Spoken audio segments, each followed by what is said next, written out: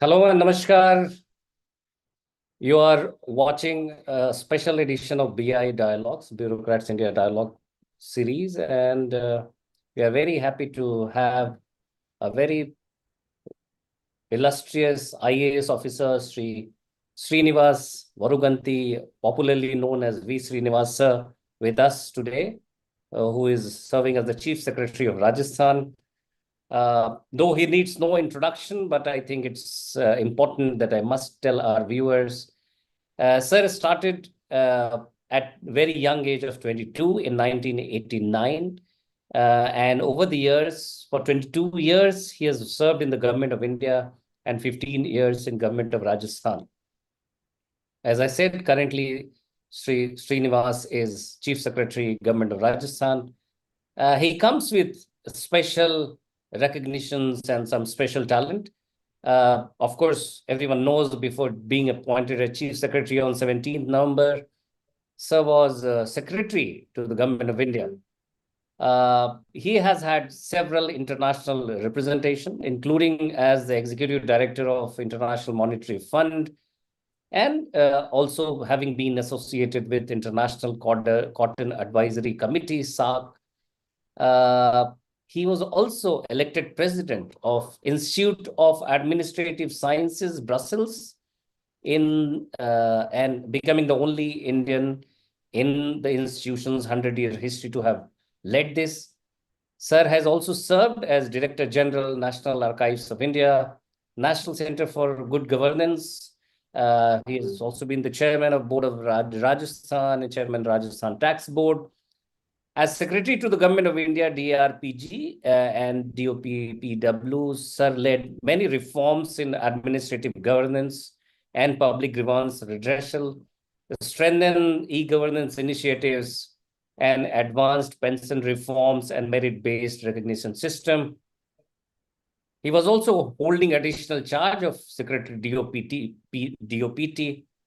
and donor, Ministry of Donor. Sir is known to be a versatile contributor to various academic and intellectual fields.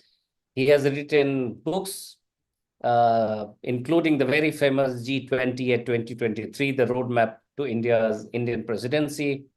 Sir has been recipient of 2 Indian Council of World Affairs Book Research Fellowship and MTech in Chemical Engineering.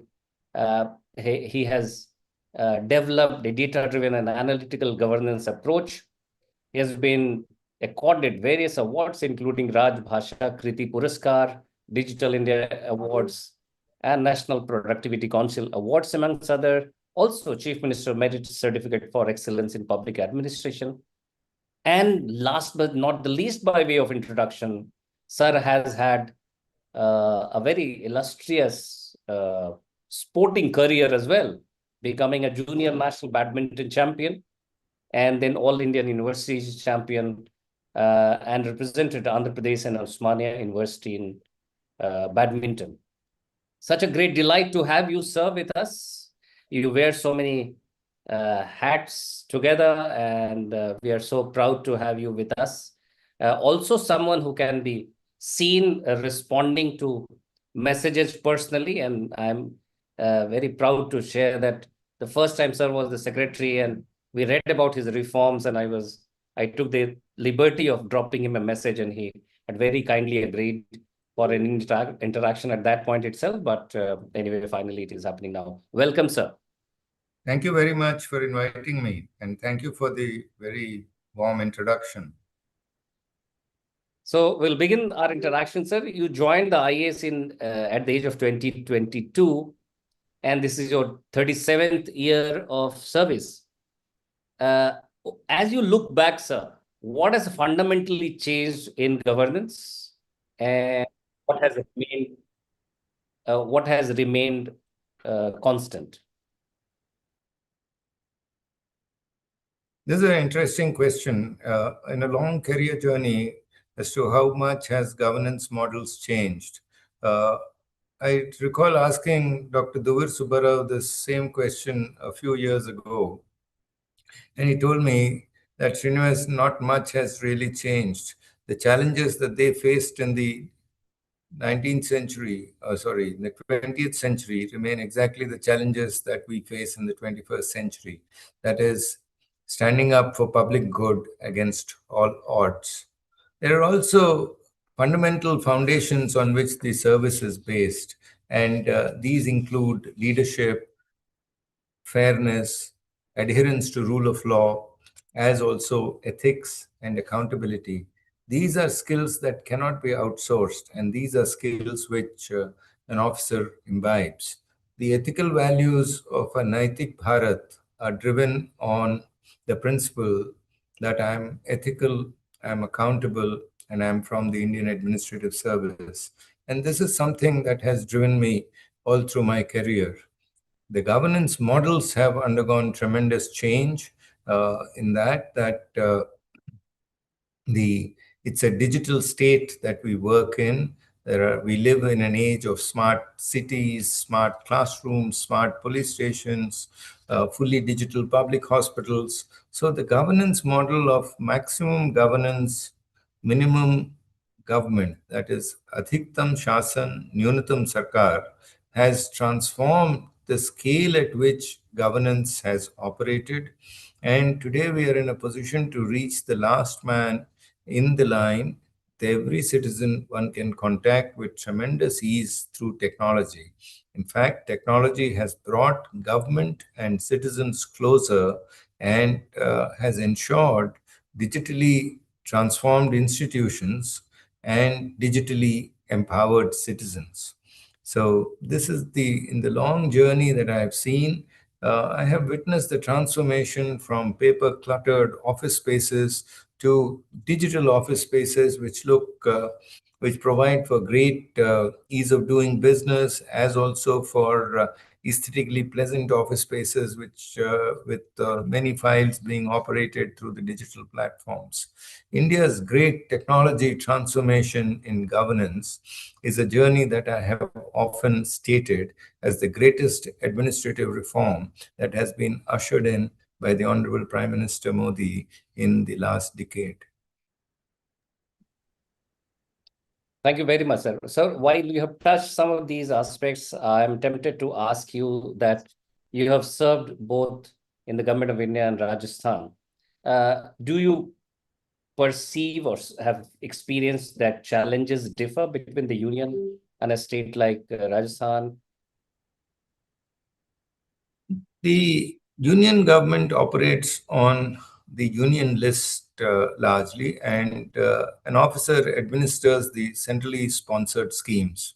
So the centrally sponsored schemes also envisage a considerable degree of working with states. And the collaboration issues with regard to federalism are extraordinarily important for officials serving in the Government of India.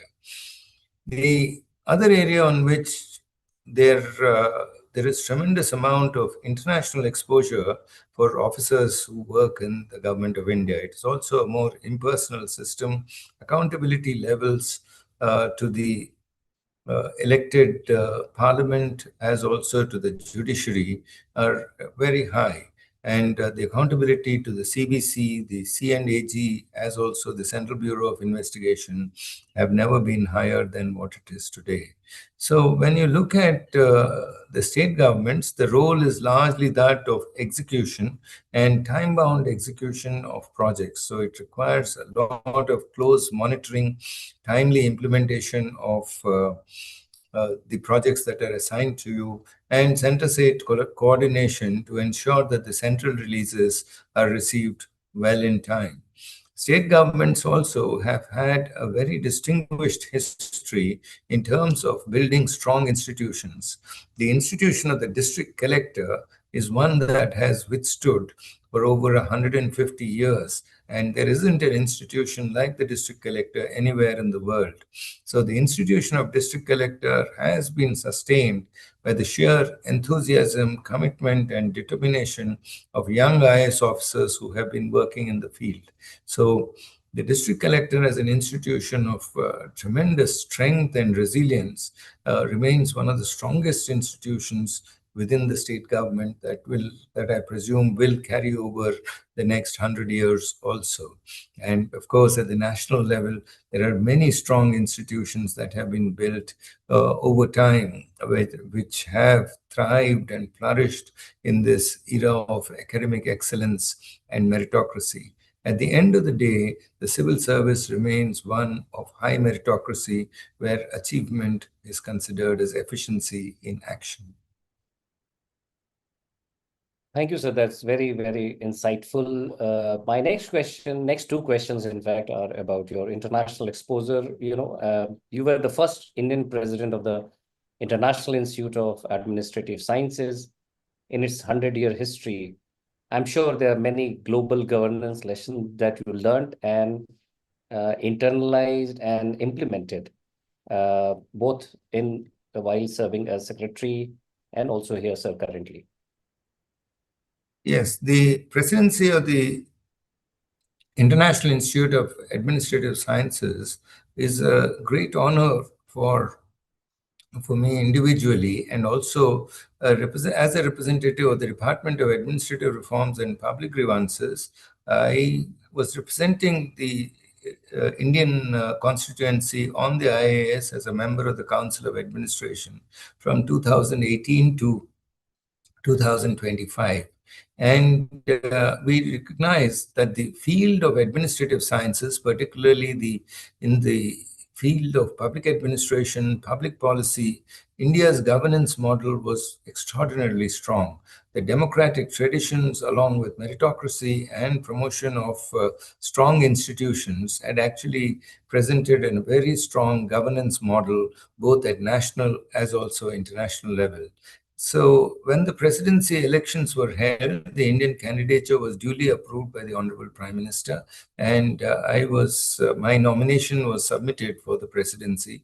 We won a hard-fought election with a very, very strong majority, and the Indian presidency of the International Institute of Administrative Sciences was fought on the premise that we will build a digitally agile, publications-rich, resource-rich International Institute of Administrative Sciences, where knowledge will flow without boundaries, where we will ensure that every member across the IAS is an equal stakeholder in participating in the global governance models that can be set up. In pursuance of this endeavor, we hosted the IAS DRPG conference at New Delhi in February 2025, and thereafter the Indian presidency also supported the conferences of the European Group of Public Administration at Glasgow and the conferences of the Institutes of Administrative Schools at Lima, Peru. And thereafter, we have ensured that the International Institute of Administrative Sciences is duly democratized with elections to the European Group of Public Administration, elections to the IASIA, as also with strengthening the Latin American groups of public administration and engaging very strongly with the Asian Group of Public Administration.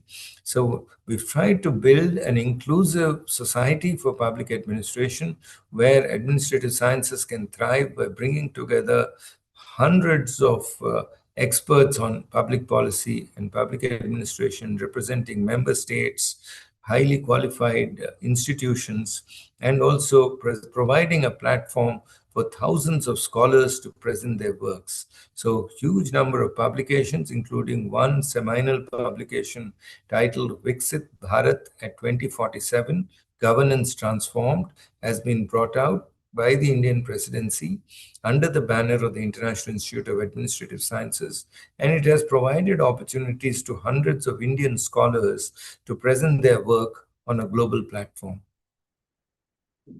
That's wonderful. Where can one access that, sir, that publication? The publication is available in public domain, and it can be also accessed on the IAS website. It can be accessed on the DRPG website also. Great, excellent. Sir, having worked closely with institutions like the IMF and various multilateral forums, what are the learnings that you have carried, and how has that shaped your approach to economic and administrative reforms, sir? I was appointed as the private secretary to the External Affairs Minister and thereafter as private secretary to the finance minister in the years 2001 to 2003. It was a period of great global engagement for India as we worked with several institutions, as also with several nations, both in the external affairs side and again in the finance ministry side, which has exposure to many multilateral development banks, as also to the International Monetary Fund. The International Monetary Fund, as a lender of the last resort, has provided assistance to many countries which are hit by macroeconomic crises. So one of the big learnings that I took to the International Monetary Fund was from having served as a deputy secretary expenditure in the state government, as a deputy secretary in charge of petroleum pricing in the government of India, and as private secretary to the finance minister, was in terms of fiscal reforms that can be carried forward in a global platform. Similarly, I had handled the taxation bench at that time. The value-added tax was just being rolled out on a global scale, and my understanding of value-added tax and revenue reforms to ensure greater tax enforcement and tax collections could be presented on a global platform. The International Monetary Fund is not only the lender of the last resort, but it also provides a repository of a significant number of publications and huge voluminous data sets. It's the intellectual firepower that it brings to the field of macroeconomics is indeed extraordinary. A small group of 1,200 to 1,400 macroeconomists can provide tremendous amount of analytical insights through Article 4 consultations, through structural adjustment programs across the globe. And the kind of commitment that I saw in that institution as a high-energy institution of academic excellence has indeed provided me great insights into the later years of my career. In fact, I had documented my years with the International Monetary Fund as India's relations with the IMF for the period 1991 to 2016.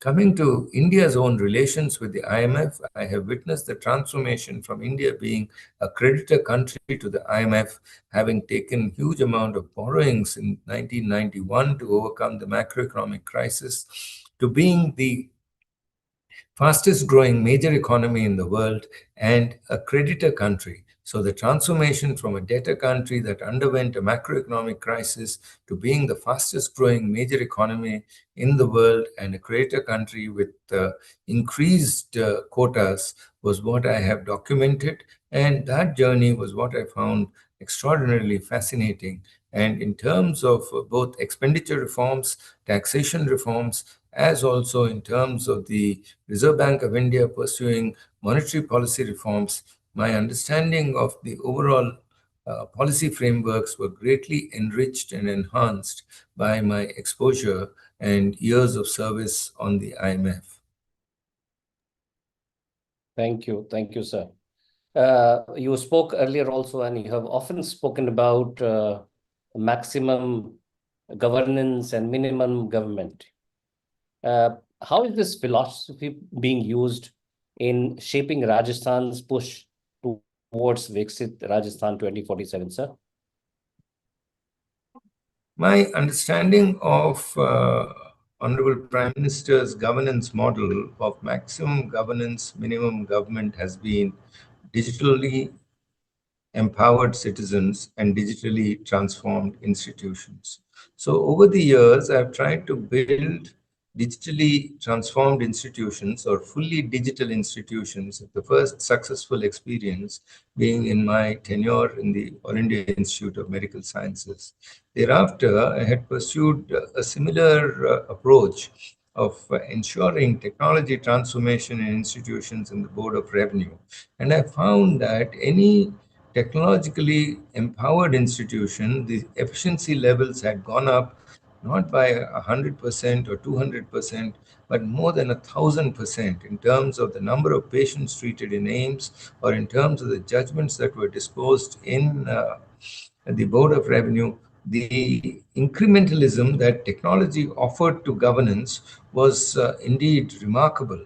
And this experience I carried forward into my tenure in the Department of Administrative Reforms, as also the Department of Pensions and Pensioners' Welfare, through the Digital Life Certificate campaign, which benefited hundreds of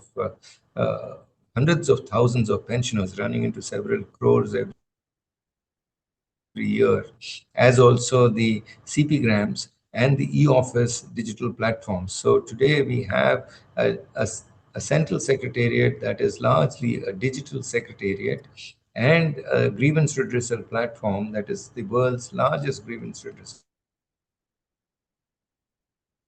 platform at national level. Taking this huge learning, when we applied it on the Rajasthan's grievance redressal platform of Jan Sampark, what we found was there could be an exponential increase in terms of grievance redress per day, increasing from an average of 6,000 grievances to today what we are redressing of more than 28,000 grievances. This was possible by adopting artificial intelligence, use of WhatsApp bots, as also greater technology adoption and improved call center operations. And of course, there is supervisory oversight that goes into it. The same way, the replication of the Pragati model, which the Honorable Prime Minister has led to ensure time-bound implementation of projects, was replicated at the Honorable Chief Minister's level in the form of Raj Unnati. And Raj Unnati has enabled several lakhs of crores of projects across the state to be implemented in a time-bound manner. A third one where I noticed faster adoption of technology has been how rural societies, particularly Mission Rajivika, which looks at empowerment of women, has led to significant enhancement in credit linkages, marketing linkages with e-market platforms, and also skill linkages. Today, we live in a system where digitization of governance has become an absolute necessity. Everybody has a bank account, everybody has a mobile phone, and everybody has an Aadhaar number. And UPI is a part of life of most Indians. So to cope with this digital reality and the technology transformation, the pace has to be maintained. And I've tried to maintain this pace by ensuring that improved service delivery with more and more services being brought online, more and more source codes being updated to ensure that the technology platforms remain contemporary in nature, and collaboration with knowledge providers like several Indian institutes of technology, the MNITs, is constantly maintained so that the knowledge levels that are available with the field formations can be constantly upgraded. There's also a lot of focus on skill development because to operate AI-driven platforms, we need considerable skill base, and many employees are being trained both on Mission Karmayogi as also under the Sevottam program to ensure that they are adequately enhanced through additional skills to handle AI-driven platforms. Thank you, sir. Friends, you're watching this special edition of Bureaucrats India Dialogue. Today is April 30th, 2026. And we have with us the very illustrious, dynamic, and multifaceted IAS officer, Sri V. Srinivas, who is currently serving as the Chief Secretary in Rajasthan. My next question, sir.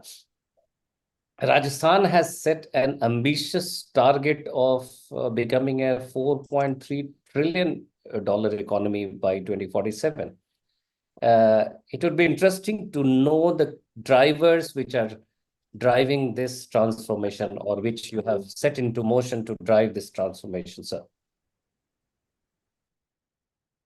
The government of Rajasthan, in collaboration with the Niti Aayog, has formulated the Vixit Rajasthan at 2047.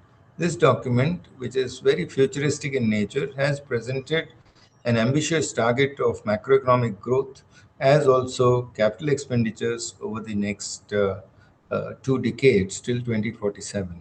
It is envisaged that Rajasthan's economy would grow in double digits with large number of capital expenditure projects, as also considerable streamlining of revenue expenditures and saturation of priority sector programs. The focus remains what is essentially called the GYAN approach, which is Garib, Yuva, Annadata, and Nari. So there are women empowerment programs that are being taken up. There are also youth empowerment programs for jobs being created, and also agriculture-centric programs, and massive efforts for saturation of priority sector programs to lift more and more people out of poverty.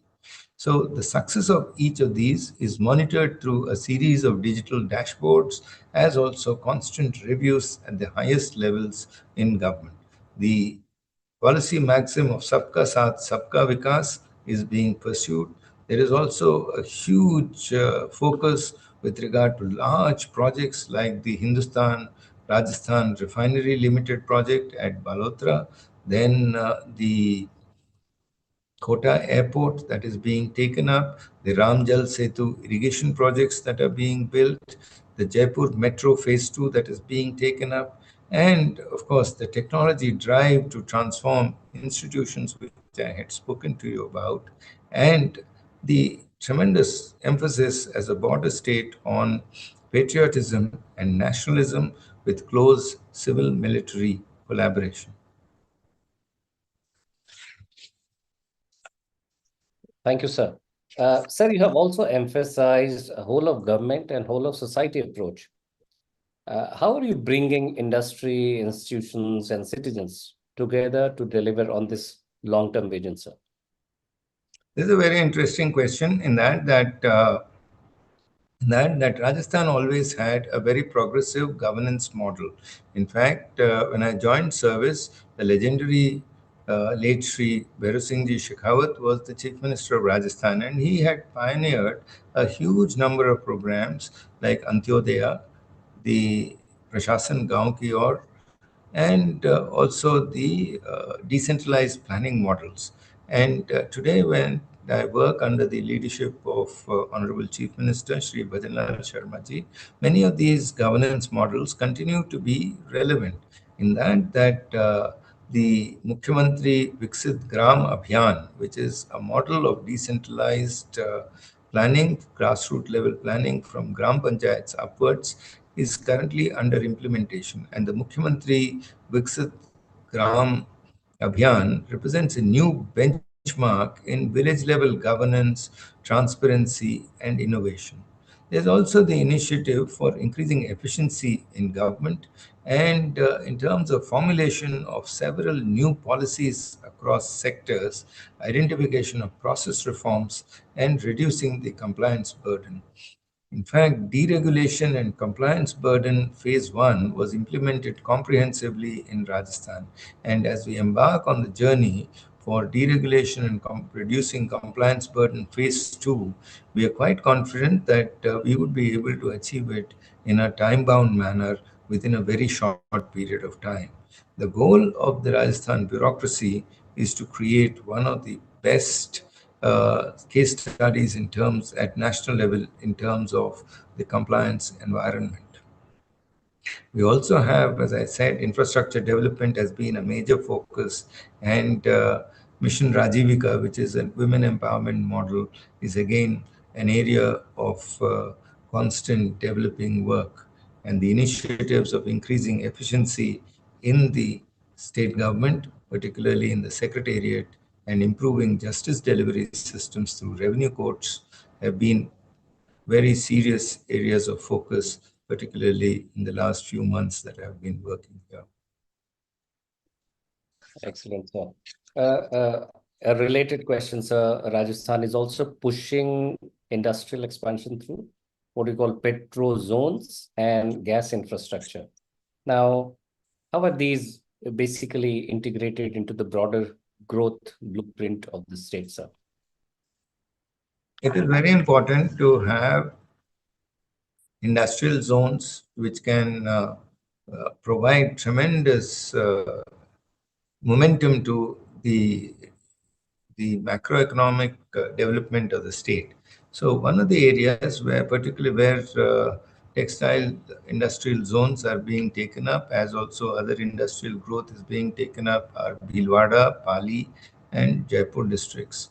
In addition, the textile parks are coming up, sorry, not the industrial parks are coming up very close to the Hindustan Rajasthan refinery project, wherein which there is the feedstock MOUs, the tripartite feedstock MOUs have also been signed.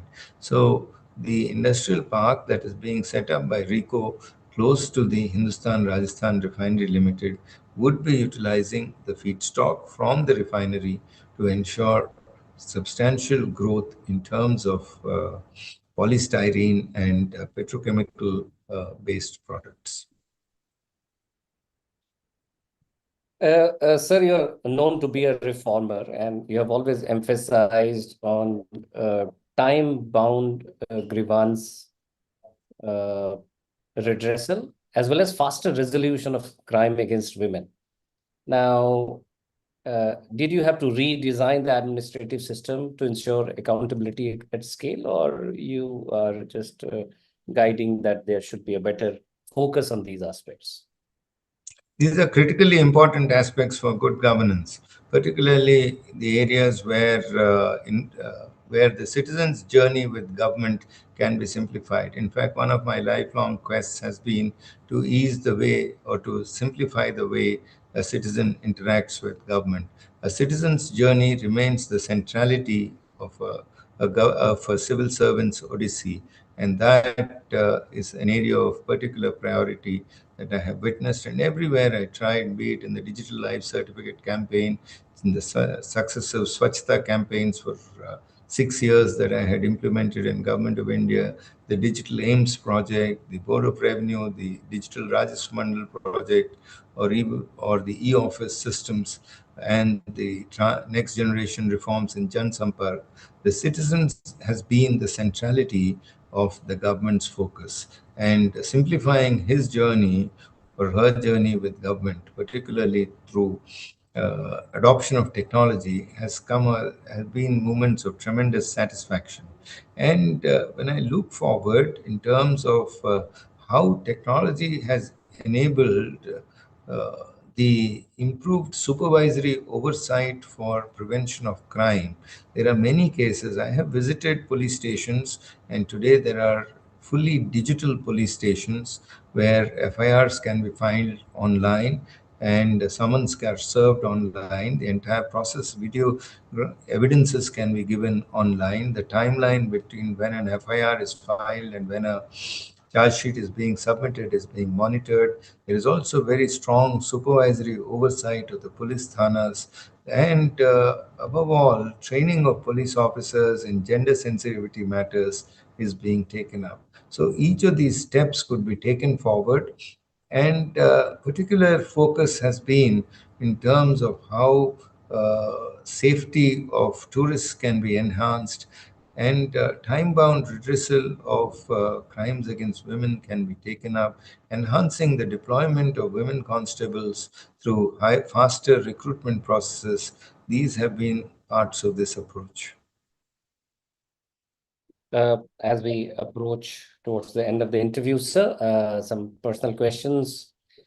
You have, of course, excelled in governance. You have been an extraordinary bureaucrat. You have also excelled as an academic, and also player, as a badminton player. In the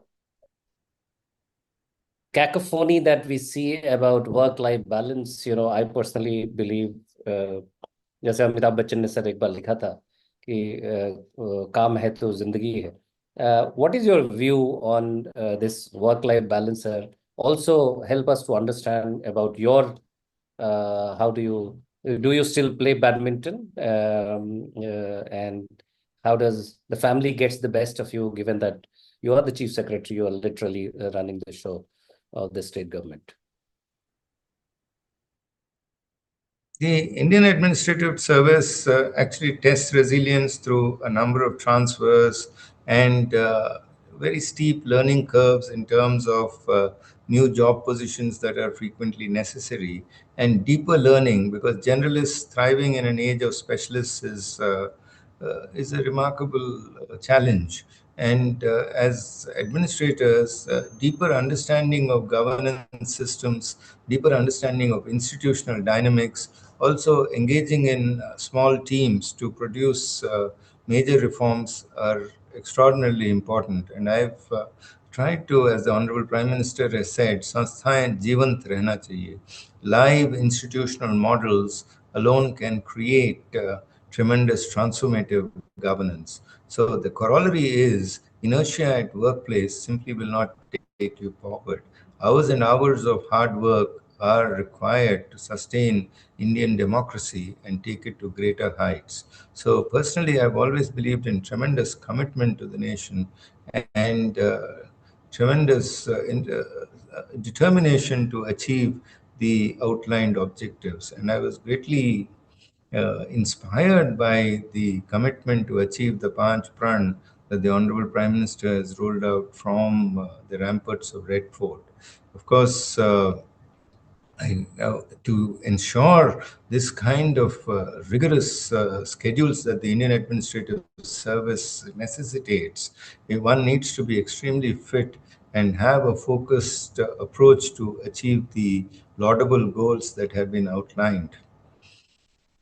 There is also, it's also very important that a lot of transparency and commitment to governance should be backed by a deeper understanding of constitutional and moral values that are outlined, particularly in the chapters dealing with services in the Constitution, Article 309, 310, 311. Officers need to imbibe the various rules that have been outlined to ensure a higher commitment, as the Prime Minister says, nation first, citizen first. This is the approach that has guided me through my career, and I'm deeply privileged to serve the nation in the Indian Administrative Service for almost 4 decades now. And each day and each week, as also each month, has been one of tremendous satisfaction in this long journey. Thank you, sir. And the last question, we are an independent initiative. Bureaucrats India is an independent initiative. In the age of Noah's skepticism, high-end digital onslaught, misinformation, disinformation, we try and highlight stories of good governance, also highlight the great work being done by people like you and officers like you who are an inspiration. We would be very happy to, sir, get your message for Bureaucrats India, our readers, our viewers, and any guidance to us as a team, sir. I'd like to thank Bureaucrats India for shortlisting me as a change maker for 2025. I did not know the institution, and somebody was looking at the various performance deliverables that were being pursued, and I was quite surprised that I found my name in that list. But I'm very happy and happy to engage with you today, and also look forward to continued cooperation and collaboration in disseminating the voices of the most determined and committed civil servants to the nation who can usher in next generation reforms and take the nation forward in its quest for Viksit Bharat at 2047. So thank you, Bureaucrats India, for this engagement today. Thank you, sir. Thank you very much for your time. I can understand how busy you must be, but it's really an honor, and congratulations for being, there on our list of top bureaucrats who change makers of 2025.